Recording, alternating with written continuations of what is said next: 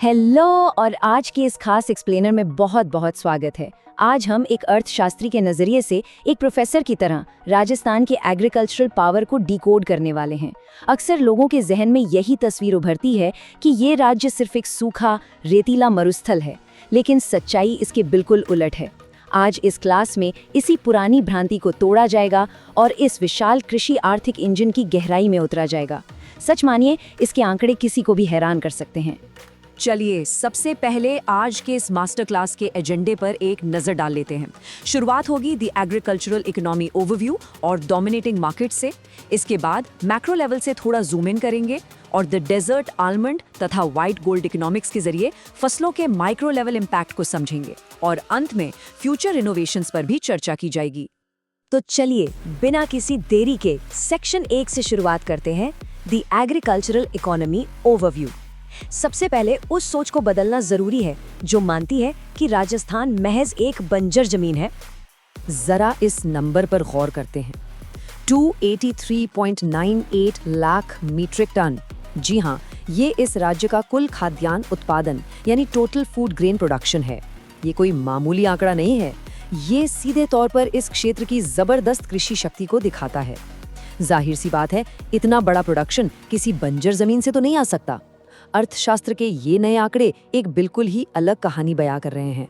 अब अगर gross state value added यानी जीएसवीए के इस ब्रेकडाउन को देखें तो एक बहुत ही दिलचस्प बात सामने आती है। एक अर्थशास्त्री के तौर पर अगर इसका विश्लेषण किया जाए तो साफ दिखता है कि इस राज्य की पूरी इकोनॉमी पशुधन और फसलों के बीच लगभग बराबर बटी हुई है। लाइफ स्टॉक का हिस्सा 49.35% है और क्रॉप्स का 42.61%। ये गजब का बैलेंस ही इस पूरी अर्थव्यवस्था को इतनी मजबूती और स्टेबिलिटी देता है। अब आगे बढ़ते हैं हमारे दूसरे सेक्शन की ओर, डोमिनेटिंग मार्केट्स। चलिए देखते हैं कि राष्ट्रीय स्तर पर ये राज्य किन मार्केट्स में अपना पूरा दबदबा बनाए हुए है। इस डेटा में बार बार आने वाले फर्स्ट रैंक पर ध्यान देना बहुत जरूरी है। भारत के कुल ग्वार उत्पादन का 88.88% हिस्सा केवल यहीं से आता है। सोचिए, लगभग 89%।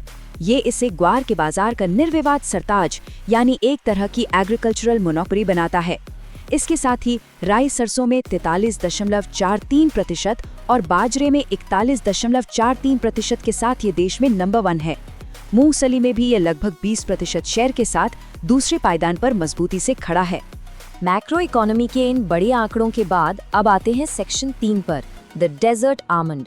यहाँ हम एक हाई वैल्यू फसल की बहुत ही खास माइक्रो इकोनॉमिक केस स्टडी देखेंगे। गरीबों का बादाम, बिल्कुल सही। यहाँ मूंगफली की बात हो रही है।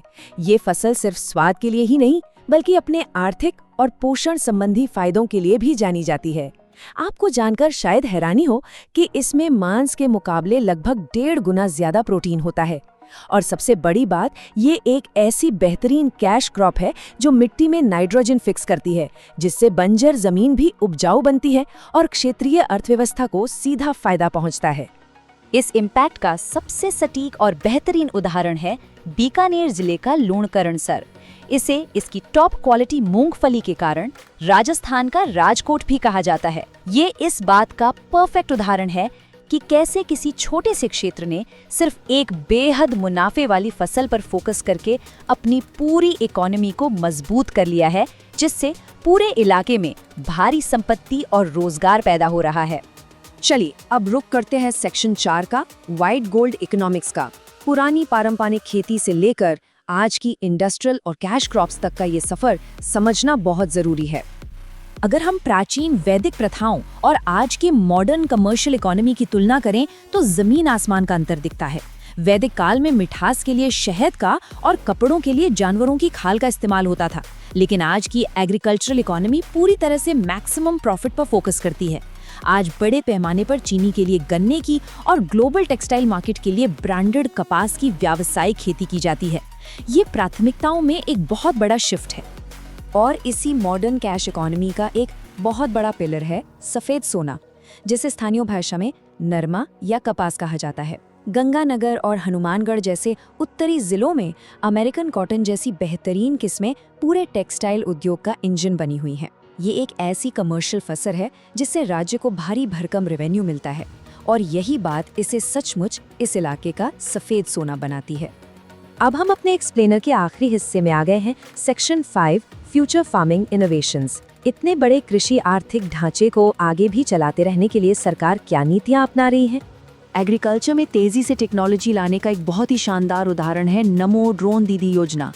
कोटा से शुरू की गई इस योजना में महिला स्वयं सहायता समूहों को सीधे तौर पर ड्रोन तकनीक से जोड़ा जा रहा है। इसका इकोनॉमिक मॉडल भी बहुत स्मार्ट है। केंद्र सरकार ड्रोन की लागत का 80% यानी 8 लाख रुपए तक खुद कवर करती है और जो बाकी 20% है उसे महज 3% की रियायती ब्याज दर वाले लोन से पूरा किया जा सकता है। यह योजना तकनीकी नवाचार और महिला सशक्तिकरण का एक बेहतरीन कॉम्बिनेशन है। अब इनोवेशन के साथ साथ रिस्क को मैनेज करना भी तो जरूरी है। खेती हमेशा से जोखिम भरा काम रहा है, लेकिन प्रधानमंत्री फसल बीमा योजना के तहत तय की गई ये प्रीमियम दरें एक मजबूत सेफ्टी नेट तैयार करती हैं।